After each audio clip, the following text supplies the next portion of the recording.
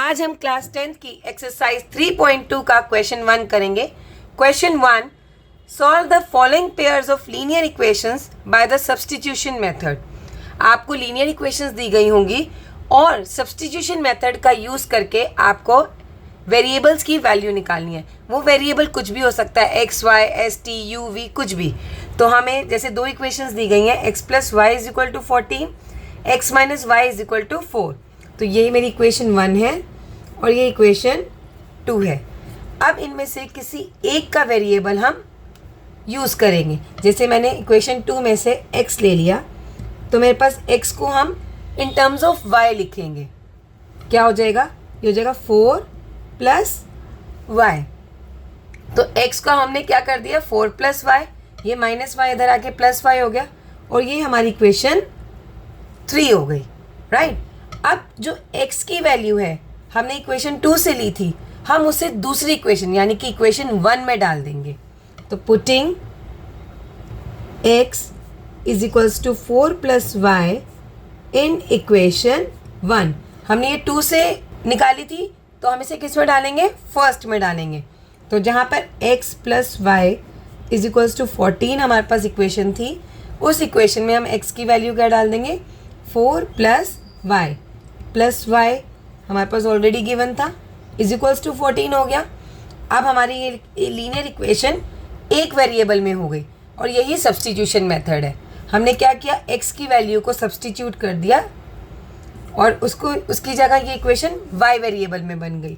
अब हमारे पास 4 plus Y हो गया हमारा 2y is equals to 14, 2y यहीं रह गया, 14 माइनस 4, ये 4 आके यहाँ पे माइनस का हो गया।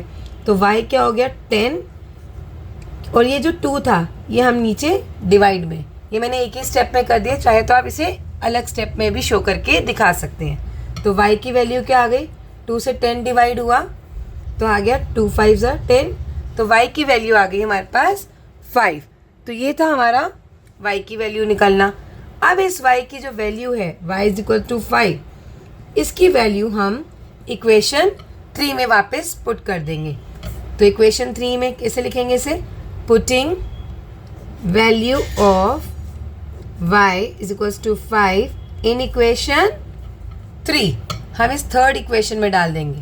तो x क्या हो गया, 4 प्लस वाई था, अब 4 तो यहीं रहेगा और y की वैल्यू हमारे पास 5 थी, तो x की वैल्यू आ गई 9। तो this is called substitution method. यहाँ पर हमने इसे एक वेरिएबल में ले लिया और उस वेरिएबल की वैल्यू दूसरी इक्वेशन में पुट कर दी, जिससे हमारे पास दोनों वेरिएबल्स की वैल्यू आ जाएगी। तो यहाँ पर हमारा सॉल्यूशन हो गया x is equals to 9 and y is equals to 5। इसे हम बॉक्स में डाल देते हैं। ये था हमारा फर्स्ट पार्ट। अब हम करते हैं सेकेंड पार्ट। हमारा सेकेंड पार्ट है s minus t is equals to 3 और सेकेंड इक्वेशन है s upon 3 plus t upon 2 is equals to 6। तो ये हमारी फर्स्ट इक्वेशन हो गई और ये हमारी सेकेंड इक्वेशन है, लेकिन ये इक्वेशन हमारी फ्रैक्शन में दी हुई है। सबसे पहले हम इसे सिंप्लीफाई करेंगे और उसको करने का क्या तरीका है, जो 6 है इसके नीचे कोई डिनोमिनेटर नहीं है तो ये 1 हो गया। अब हमें इन सभी डिनोमिनेटर्स का एलसीएम निकालना है। 3, 2 और 1 का एलसीएम निकाल लेते हैं यहाँ पे रफ में। 3 1 ज़ा, ये 2 ऐसे ही रहेगा, 1 2 1 ज़ा। तो एलसीएम क्या आया यहाँ पे, 3 2 ज़ा 6। अब इस इक्वेशन को हमें 6 से मल्टीप्लाई करना होगा। जब हम इसे 6 से मल्टीप्लाई करेंगे, 6 इंटू एस अपॉन 3, क्या हुआ हमारा, 3 से 6 कैंसिल हो गया, ये हो गया 2, यहाँ पे आया 2s। इसी तरह से 6 को t अपॉन 2 से मल्टीप्लाई कर लेंगे। 6 को t अपॉन 2 से करने पे आया 2 3 ज़ा प्लस 3t इक्वल्स टू 6 को 6 से मल्टीप्लाई करेंगे, आ जाएगा 36। तो ये हमारी इक्वेशन 2 बन गई। अब सेम सब्स्टिट्यूशन मेथड से हम क्या करते हैं, s minus t is equals to 3 से हम s की वैल्यू t के फॉर्म में लिखेंगे। तो s हो गया हमारा 3 माइनस टी इधर आके प्लस टी और ये इक्वेशन हमारी 3 हो गई। हमने यहाँ पर s वेरिएबल को अकेला कर दिया और टी जो दूसरा वेरिएबल था उसे दूसरी साइड ले गए, तो ये s की वैल्यू जो है वो t की टर्म्स में आ गई। अब इस इक्वेशन को हम यहाँ पर सेकेंड वाली इक्वेशन में यूज़ करेंगे। हमने यहाँ से निकाला था तो हम इस वाली इक्वेशन में यूज़ करेंगे, क्योंकि यहाँ पे करना ज़्यादा आसान है क्योंकि इनकी कोफिशिएंट्स नहीं है। आपको इस बात का भी ध्यान रखना होगा, हम जनरली उसी से वेरिएबल निकालते हैं जहाँ पे कोफिशिएंट ना हो। अगर दोनों में दे रखा है तो फिर हम जाएंगे जहाँ पर हमारा कोफिशिएंट हमें ईजी लगे। तो यहाँ पर हमने फर्स्ट वाली इक्वेशन से डिराइव किया था। अब putting s is equals to 3 plus t in equation 2, हम s की वैल्यू यहाँ पर पुट कर देंगे। तो हमारे पास इक्वेशन थी 2s plus 3t is equals to 36। अब 2 की जगह 2 आएगा, s की जगह हम लिख देंगे 3 plus t plus 3t is equals to 36। 2 को जब हम 3 से मल्टीप्लाई करेंगे तो आ गया 6 प्लस 2 को अब t से मल्टीप्लाई किया 2t plus 3t is equals to 36। अब 6 हमारा जो कोफिशिएंट है, जो कांस्टेंट टर्म है, वो यहाँ पर आ जाएगी। 36 माइनस 6 हो जाएगा। 2t और 3t को हम प्लस कर लेंगे, ये हो जाएगा 5t। तो 5t इज इक्वल्स टू 30 हो गया। 36 माइनस 6, अब t की वैल्यू क्या हो जाएगी 30 अपॉन 5, क्योंकि यहाँ मल्टीप्लाई में था तो नीचे आके ये डिवाइड में हो जाएगा, तो इससे ये कैंसिल हो गया। तो t की वैल्यू हमारे पास आ गई 6। जो हमारे पास t की वैल्यू आई है वो हम किस में डालेंगे, हमारी इक्वेशन 3 में। अब यहाँ पे इसे लैंग्वेज में लिख देंगे, putting t is equals to 6 in equation 3, जो कि थी हमारी s 3 प्लस टी। तो s की वैल्यू आ गई 3 प्लस t की जगह 6 लिख दीजिए, तो 3 प्लस 6 इज 9, तो s की वैल्यू आ गई 9। तो इस इक्वेशन जो थी हमारी दो इक्वेशंस, इनका आंसर क्या हो गया, इनका यूनिक सॉल्यूशन निकलता है s की वैल्यू 9 एंड t की वैल्यू 6। ये था हमारा आंसर सेकेंड पार्ट का। अब हम चलते हैं हमारे थर्ड पार्ट की तरफ।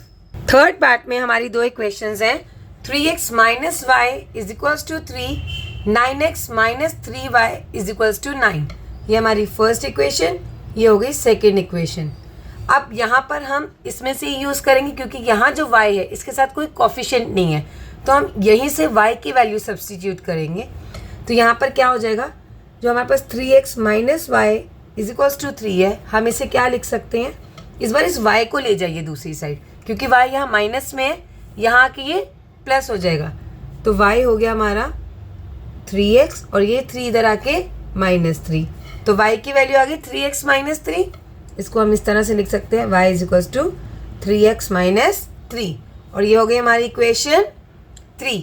अब इसकी वैल्यू को हम कहाँ डालेंगे, हमारी इक्वेशन 2 में। तो इसे लैंग्वेज में कैसे लिखेंगे, putting y is equals to 3x minus 3 in equation 2, यहाँ पर डालेंगे। तो हमारी इक्वेशन 2 थी 9x minus 3y is equals to 9, 9 की जगह 9 आ गया और x की जगह x आएगा क्योंकि हमने तो y की वैल्यू ली थी, माइनस 3y, y के प्लेस पे again 3x minus 3 is equals to 9। तो यहाँ भी से आगे सॉल्व करेंगे, 9x हो गया माइनस 3 इंटू 3 9, ये x साथ में।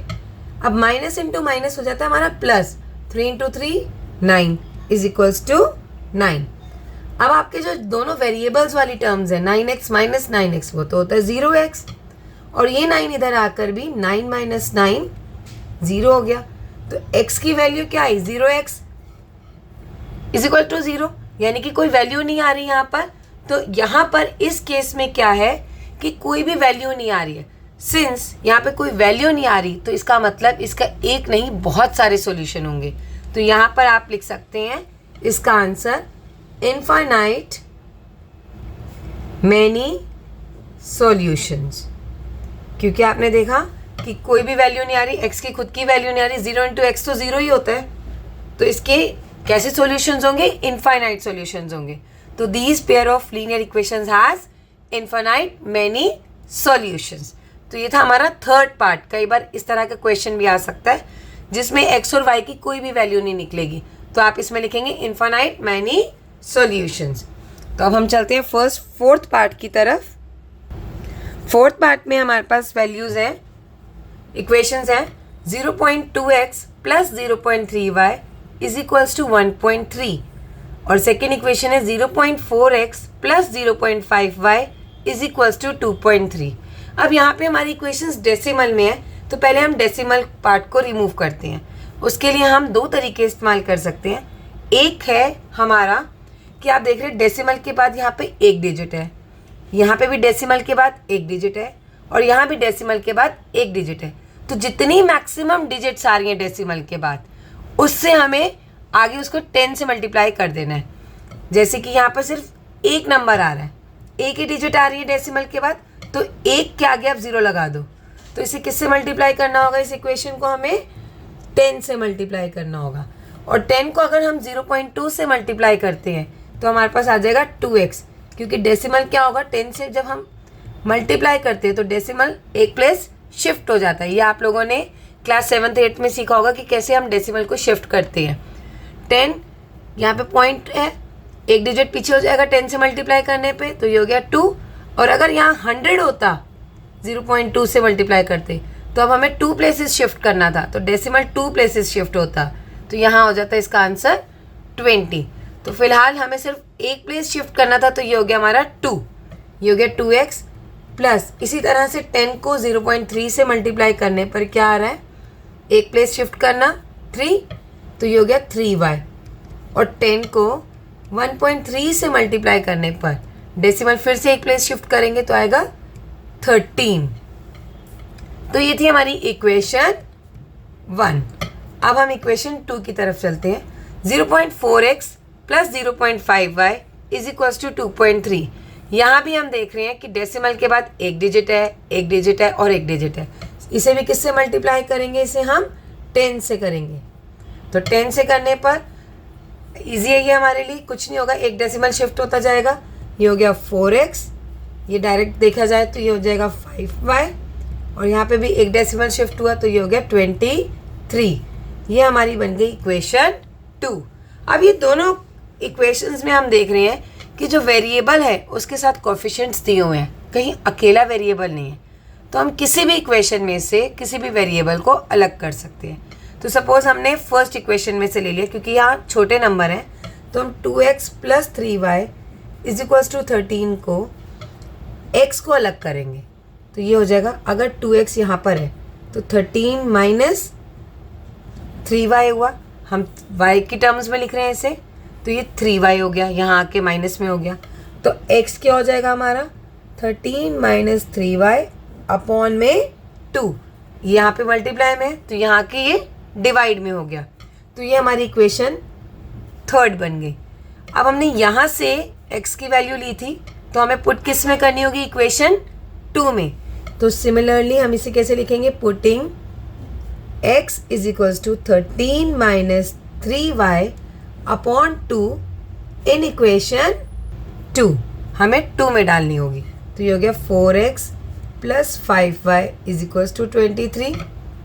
अब x की प्लेस पे हमें क्या लिखना होगा? 13 minus 3y upon 2 plus 5y is equals to 23। अब आप देख रहे होंगे कि ये पूरी की पूरी टर्म 4 से मल्टीप्लाई हो रही है, तो ये 4 और 2 क्या हो रहे हैं? आपस में कट रहे हैं, 2 1 जा 2 2 जा, तो ये हमारी हो गई 2 into 13 minus 3y plus 5y is equals to 23। अब हम 2 को इस ब्रैकेट से मल्टीप्लाई कर देंगे। इस ब्रैकेट से मल्टीप्लाई करने पे क्या आ रहा है? 2 इंटू 13 26 माइनस 2 इंटू 3 6 y हो गया plus 5y is equals to 23। तो अब हमारे जो वेरिएबल्स हैं उनको अलग कर देते हैं और जो कांस्टेंट टर्म्स हैं उन्हें अलग कर देते हैं।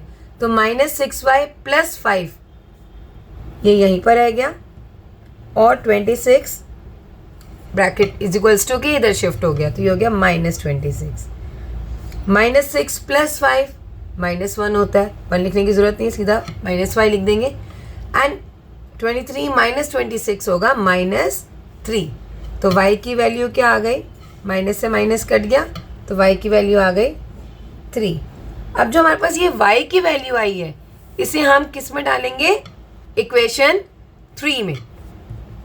Putting y is equals to 3 in equation 3। तो हमारे पास x इज इक्वल्स टू क्या था, 13 माइनस 3y अपॉन 2। तो यहाँ पर जहाँ y है वहाँ पर हम इसकी y की वैल्यू 3 डाल देंगे अपॉन 2। 13 माइनस 3 3 ज़ा 9 अपॉन 2। ये हो गया 13 माइनस 9 4 अपॉन 2। ये कैंसिल हो सकता है, 2 1 ज़ा 2 2 ज़ा। तो x की वैल्यू क्या आई हमारे पास, 2। तो हमारे पास दोनों वैल्यूज़ आ गई वेरिएबल की। तो इसका आंसर क्या हुआ हमारा, x is equals to 2 and y is equals to 3। ये था हमारा पार्ट 4th। 5th पार्ट है हमारे पास, √2x plus √3y is equals to 0, √3x minus √8y is equals to 0। ये हमारे पास दो इक्वेशंस हैं। तो यहाँ पर रूट में है तब भी हमें सिमिलरली उसी मेथड से करना होगा। हम इसको फर्स्ट इक्वेशन मान लेते हैं, इसको सेकेंड। अब √2x minus √3y is equals to 0 से हम एक वेरिएबल अलग कर लेंगे। तो हमने √2x यहीं रहने दिया और माइनस √3y इधर आके प्लस का √3y हो गया। तो x की वैल्यू क्या आ गई, √3 अपॉन √2y। क्लियर है, यहाँ पर x की वैल्यू क्या आई, √3 अपॉन √2y। अब इस x की जो वैल्यू थी वो हम किस में डाल देंगे, हम डाल देंगे अपनी सेकेंड इक्वेशन में। तो यहाँ पर लिखेंगे putting x is equals to √3 upon √2y in equation 2। तो इक्वेशन 2 हमारी थी √3x minus √8y is equals to 0। तो x की वैल्यू डालेंगे, x की वैल्यू है √3 upon √2y minus √8y is equals to 0। अब √3 को अगर हम √3 से मल्टीप्लाई करें तो हमारे पास क्या आ जाएगा, 3। आप लोगों ने देखा होगा कि √3 इंटू √3 क्या होता है, √9, और 9 किसका स्क्वायर रूट होता है, 3। ये आपको पता है, रूट से कैंसिल हो गया, आंसर 3 आया। तो ये हो गया 3y अपॉन √2 माइनस √8y। अब √8 के नीचे कुछ नहीं है तो हम क्या मानेंगे, डिनोमिनेटर 1। अब इस केस में हमें क्या करना होगा, √2 और 1 का एलसीएम लेना होगा। इसका एलसीएम क्या आएगा, √2। अब √2 के टेबल में √2 1 पे होगा, 1 इंटू 3y, क्योंकि जो यहाँ पे होता है डिनोमिनेटर में डिवाइड नंबर वो ऊपर मल्टीप्लाई हो जाता है, माइनस √8y लिखेंगे। और ये किससे होगा, 1 के टेबल में √2 कब आएगा, √2 पे। तो ये √2 से मल्टीप्लाई हो जाएगा। अब 3y इंटू 1 1 3y माइनस √8 को √2 से मल्टीप्लाई करने पे आएगा √16y upon √2 is equals to 0। अब हम अगर क्रॉस मल्टीप्लाई करें तो 3y minus √16y is equals to 0 आ गया, राइट। अब 3y, अब √16 किसका होता है, स्क्वायर रूट ऑफ 16 इज 4। 4 का स्क्वायर 16 होता है, तो 16 का स्क्वायर रूट क्या हुआ, 4 हो गया। ये हो गया 4y is equals to 0। 3 minus 4 ये हो जाएगा -1 लिखने की ज़रूरत नहीं है, सीधा लिख देंगे -y इज इक्वल्स टू 0। तो y की वैल्यू आ गई हमारे पास 0। अब जो y की वैल्यू आई है वो हम अपनी इक्वेशन 3 में पुट करेंगे। Putting y is equals to 0 in equation 3। तो इक्वेशन 3 थी हमारी, x is equals to √3 upon √2y। यहाँ पर वैल्यू डालने पर y की वैल्यू हम क्या डालेंगे, 0, और 0 से किसी भी नंबर को मल्टीप्लाई करने पे क्या आता है, 0। तो x की वैल्यू भी आ गई 0। तो हमारा आंसर हो गया x भी 0 और y भी 0। ये था हमारा सॉल्यूशन इस क्वेश्चन का। तो अब हम चलते हैं हमारे 6th पार्ट की ओर। 6th पार्ट में हमारे को क्या दे रखा है, 3x upon 2 minus 5y upon 3 is equals to -2, और सेकेंड है x upon 3 plus y upon 2 is equals to 13 upon 6। ये ठीक हमारा सेकेंड पार्ट की तरह है। उसमें भी हमें फ्रैक्शंस में दिया हुआ था। तो अब 2 के नीचे कुछ नहीं है डिनोमिनेटर, तो हम मान के चलेंगे 1, और इसका क्या ले लेंगे 2 3 1 का एलसीएम। 2 3 1 का एलसीएम हमारे पास 6 ही आएगा। एक बार करके भी दिखा देते, 2 1 ज़ा 3 ऐसे ही रहा 1, ये हो गया 3 1 का 1, 3 1 ज़ा 3 1, तो एलसीएम आया 2 इंटू 3 6। तो इस इक्वेशन को हमें किससे मल्टीप्लाई करना होगा 6 से। तो 6 से 3/2 को मल्टीप्लाई करेंगे, 6 इंटू 3/2, 2 से 6 कटा 3, 3 3 ज़ा 9, तो ये हमारी हो गई 9x। अब मैं डायरेक्ट करके दिखाती हूँ, पहले माइनस का साइन, 6 को 5/3 से करना है। आप डायरेक्ट भी कर सकते हैं मन में, 3 को 6 से किया 2, 2 5 ज़ा 10, ये हो गया -10y is equals to minus 6 को किससे मल्टीप्लाई करेंगे 2 से, 6 2 ज़ा 12। तो ये अब हमारी इक्वेशन 1 हुई। इसी तरह से हम इक्वेशन 2 को देखेंगे। 2 का भी एलसीएम आएगा 6, 3 2 6 का एलसीएम आप करके भी देख सकते हैं। ये आ गया 3 1 ज़ा 2 ऐसे ही, 3 2 ज़ा 6, अब 2 के टेबल में 1 1 ज़ा 2 1 ज़ा 2 1 ज़ा, तो इसका एलसीएम भी 6 आया। तो इस इक्वेशन को भी हम 6 से मल्टीप्लाई करेंगे। जब भी आपके पास फ्रैक्शन वाले क्वेश्चंस आएंगे तो आपको नीचे वाले डिनोमिनेटर्स का एलसीएम निकालना है, और जो एलसीएम आएगा उसको आपको इक्वेशन से मल्टीप्लाई करना होगा। तो इसको मल्टीप्लाई करने पे क्या आएगा 6 into x upon 3, 6 into x upon 3, 3 से कैंसिल 2, ये आ गया 2x। अब प्लस का साइन, 6 को y अपॉन 2 से करो, तो ये 2 से कैंसिल हो गया 6 3, ये आ गया हमारे पास 3y इज इक्वल्स टू, अब हमें 6 को 13/6 से मल्टीप्लाई करना है, तो 6 से 6 कैंसिल, हमारे पास आ गया 13। ये वो हमारी इक्वेशन 2। अब हमारे पास दोनों इक्वेशंस निकल गई हैं, और यहाँ पर किसी भी इक्वेशन से हम एक वेरिएबल को अलग करेंगे। मुझे सेकंड वाली इक्वेशन ज़्यादा इजी लग रही है, क्यों? क्योंकि ये मेरे छोटे टर्म्स में है, वैल्यूज़ छोटी है ना, कोफिशिएंट्स छोटे हैं, तो हम यहाँ से ले लेते हैं। तो मैंने 2x को यहीं रहने दिया, ये हो गया 13 माइनस 3y, 3y इधर आके माइनस का हो जाता है, तो x की वैल्यू आई 13 माइनस 3y अपॉन 2, ये हो गई हमारी इक्वेशन 3। अब इस इक्वेशन जो 3 है उसको हमें किस में डालना होगा, इस बार ऊपर वाली फर्स्ट इक्वेशन में डालना होगा। तो यहाँ लिखेंगे putting x is equals to 13 minus 3y upon 2 in equation 1। हमने 2 से चेंज किया ना वेरिएबल, तो हमें इसे फर्स्ट में डालना होगा, और अगर फर्स्ट से करते तो सेकंड में डालना होगा। अब इस x की वैल्यू को आप फर्स्ट इक्वेशन में डाल देंगे। फर्स्ट इक्वेशन है 9x minus 10y is equals to -12, तो x की प्लेस पे आ गया 13 minus 3y upon 2 minus 10y is equals to -12। अब यहाँ पर ये 2 और 9 आपस में नहीं कट रहे, जैसा कि कई बार सेम टेबल में होते हैं तो कट जाते हैं। तो क्या करेंगे, हम 9 को 13 से मल्टीप्लाई करेंगे, और 13 9 सा क्या होता है 117। ठीक है, अब 9 को किससे मल्टीप्लाई करेंगे 3 से, ये हो गया 27y, और ये पूरे में आ गया upon 2 minus 10y is equals to -12। अब यहाँ पे कुछ नहीं दे रखा, तो इस इक्वेशन में इसके नीचे हम 1 कर देंगे, राइट, और इसका निकालेंगे हम एलसीएम। चाहे तो हम यही वाला मेथड यूज़ कर सकते हैं, इसके नीचे भी कुछ नहीं है, तो एलसीएम क्या आएगा 2।